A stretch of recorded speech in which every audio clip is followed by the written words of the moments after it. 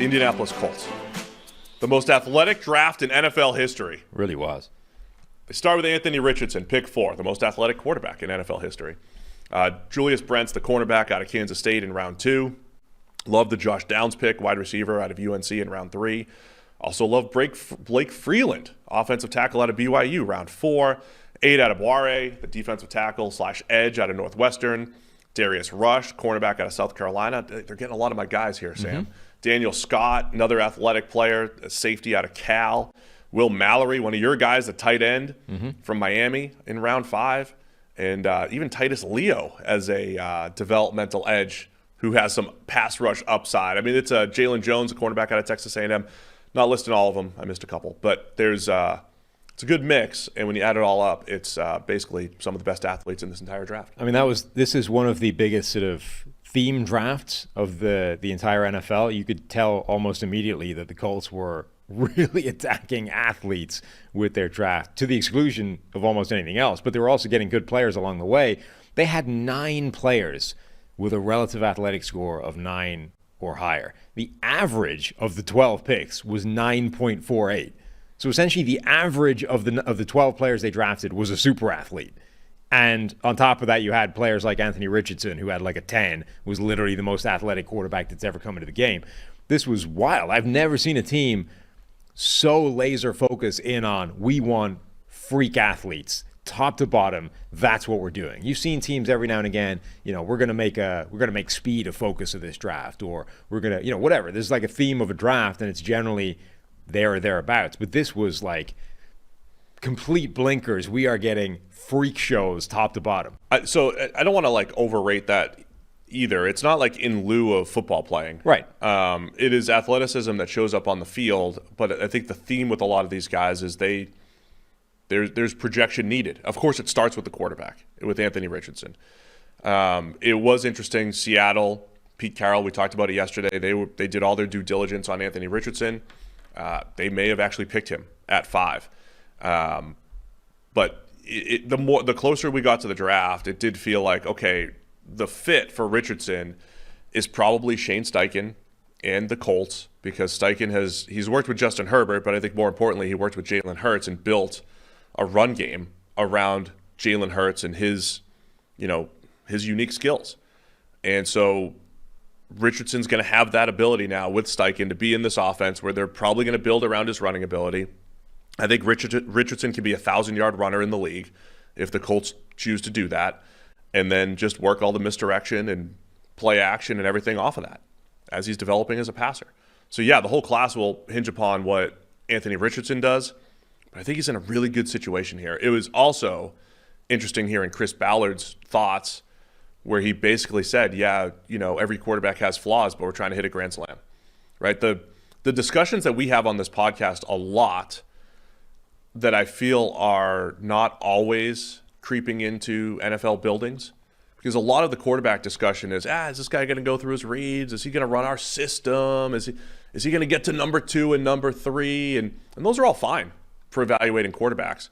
But then you hear a GM like Chris Ballard be like, I don't know, I've seen these other teams swing for the fences and develop Josh Allen and some others, and maybe that's the way to do it rather than finding the perfectly polished quarterback prospect. Yeah, Mina was talking about this using Ballard's quotes, and it was, I think, a fair reflection that they've essentially looked at this landscape, and probably particularly this quarterback class, and said, as long as we're talking about 4 guys who all seem to have some kind of red flag or something to scare you and potentially a cap to how good they can be, why not swing? Like, we know we're in the AFC. Look at what's here already. We've got Josh Allen. We've got Joe Burrow. We've got Patrick Mahomes. We've got Justin Herbert. We've got Trevor Lawrence. Like, this is now Aaron Rodgers. Like, this is insane. If we get a quarterback and he tops out at, Derek Carr, what good is that? You can't win with that. Like, we would have to assemble the greatest roster in the NFL by a distance. And even then, all it takes is Patrick Mahomes 13 seconds and, one brief flurry of freak show, and we're done. So why not take the swing that this guy can be something special? Like, literally the most athletic quarterback in NFL history, one of the best arms we've ever seen, let's take a shot at special. And by the way, we just hired a head coach who has shown the pathway for this to work. A guy that did this with Jalen Hurts. We'll prop him up if needs be for a year or two and let him develop as a passer. And then year 3, maybe, we're talking about a guy who's in the MVP conversation. I mean, that's literally the pathway that Jalen Hurts went on. Year 1, it was bad. Year 2, we gave him a shot. We propped him up in the run game. His passing performance wasn't particularly good, but the offense overall was a top 10 offense in the NFL by EPA per play because of that run game. And then year 3, we're talking about him as an MVP candidate, and he almost won a Super Bowl. It's the perfect landing spot for Anthony Richardson, and I absolutely endorse the logic of look at what we have to beat to win a Super Bowl right now in the AFC. Let's swing for the fences. And maybe that involves a complete whiff. Maybe we airball it, we hit nothing, we end up face first in the dirt. Okay, at least we took the swing. Like, that's the only way to win this game is to take that swing. So they took a big swing with Richardson at 4, and the rest of the draft is fascinating, right? So they've got all these great athleticism numbers, but there's a combination, I would say, of productive athletes and then projection athletes. So Julius Brents, the second-round corner out of Kansas State, we've talked about him a little bit. Similar athletic profile to Tariq Woolen, who went last year in the 5th, minus the 40 time, right? The 100th percentile arm length, incredible 3-cone, 90th percentile in all of these athletic measures, super long corner, just didn't have the straight line speed of Tariq Woolen. Maybe that was a mistake at the combine, who knows. But Brent's on-field production, not nearly as good. So I think he's got to improve as a player, but he has the profile of the corner that... But it's better than Woolen's was in college.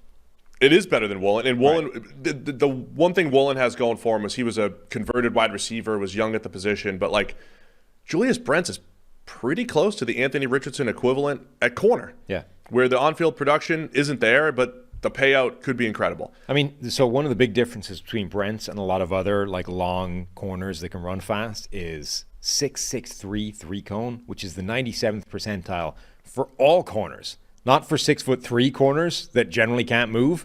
It's the 97th percentile for all cornerbacks. That's Kevin King nuts. did that, and Kevin King had some similarities there, I think, with Brent. Now, King didn't work out all that well, but like you got it. I think he was a second rounder for the Packers. You kind of get why at that size with those movement skills, there's some boom or bust there, but the boom is strong with Brent's. I think there's similarities with fourth rounder Aid Adebawore. I was surprised that Adebawore lasted to pick 110 because the guy ran sub 4.5. He wasn't a terrible player on the field for Northwestern. His production was kind of hit or miss given his skill set.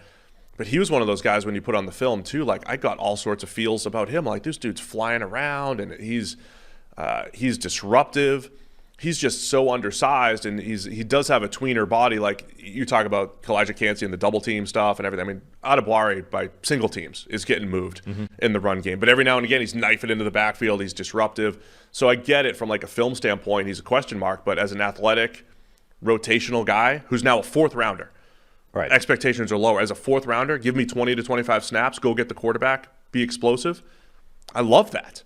Yeah, for the Colts. I mean, that's the thing. So they didn't just get great athletes; they also got great value at a bunch of these spots. They did. Josh Downs going to pick 79 in the third round. Yeah, I would have taken him in the second. I would have been fine with him in the second. I understand he went lower, so there's something there. But I mean, I thought that Josh Downs was the least likely of the sort of next tier of smaller, questionable, maybe wide receivers to fall. I think that the floor for him is so high. I was surprised he slipped at all relative. I mean, he 38th player on the PFF big board. I forget where he was in the consensus one, but that's like he's a good player who I think 34th on the consensus board. Almost certainly is going to be a very useful contributor for them. They get Blake Freeland in round 4, who's a bit of a project, but they don't need him to play right away, so that makes sense from that kind of spot. So Freeland, very similar to Bernard Ryman, who they picked last year in the third round, who the model loved Ryman. And after a slow start, he ended up becoming a solid starter for them. Freeland, similar. He did have good on-field production, but when he did go up against good competition, he kind of got whooped. And when he got whooped, it was really ugly. So the thing I said about him, his athletic profile, Freeland, is out of this world for a tackle. Yep. Put on 20 pounds, though. If he puts on 20 pounds and can handle power better, Like remember David Bakhtiari was getting beat up early in his career? I'm just saying Freeland could be a really good developmental tackle. And Will Mallory in the 5th round I really liked as well. 5th? 6th? Yes, 5th round. I know we're going slower today. There's a lot to talk about. Mallory flashed I first kind of saw him at the combine. Like there were a few tight ends that really stood out for how they moved, how they caught the ball, how fluid they looked, how fast they looked. Will Mallory looked as good as those top guys in the 1st round in terms of how he moved, how he caught the ball. Just looked, without having seen his tape yet, as a guy that immediately I wrote his name down. Like, I need to go watch that guy. And you watch his tape, he's good. I mean, he's a really good receiver. Now, the blocking basically isn't there at all. He's a true move tight end receiving threat. But they already have like a bunch of athletic freak show tight ends in that building, you know? So Will Mallory actually has space to come in and be a designated receiver only and could easily contribute. And then Evan Null, the Northwestern running back, or Evan Hull rather, he is the guy at the combine who finished every rep with a touchdown. Remember that? Yeah. So they do the thing, they toss you a little swing pass out of the backfield, and then you've got like 60 yards before you hit the end zone, and everybody like throttles down after 20 or whatever. Null ran every single rep he did at the combine into the end zone. And I'm like, there's a team in the NFL somewhere that now loves that guy for that. You know, just that. This guy wants to finish every rep. I love that. And apparently it's the Colts. Good for Evan Hull. The other guy I love is Darius Rush. Yeah. I would have taken him higher too. One of your guys. Yeah, I mean, he's got some ugly reps on tape too, but I think he's got as good of a, press man reps as anybody in this class as well. So I think, I don't know if the Colts will use him that way, but, backside of trips, the way they play their cover 3 and all that stuff, he could be the Sherman guy in their system. So I think Darius Rush, I think Daniel Scott, value safety in the 5th. So they didn't just they didn't just look at workout numbers only. Sure. I think they got good football players too, and then they also got workout warriors who don't have great on-field production that could project. Yeah, at the next level. I don't want to make it seem like all they did was chase athletes at the exclusion of everything else. Like, I like the players that they drafted as well. It's just that there was no more clear theme to a team's draft this year than the Colts chasing those absolute super athletes. So we gave them an A+, man. Not because of the athleticism, but because they got good value, they got good players, we think, and they took the right shot on Anthony Richardson. A+ for the Colts, of course, that could be a D in a couple of years if Richardson isn't good. But as far as process and the players they brought in, loved what the Colts did in that draft.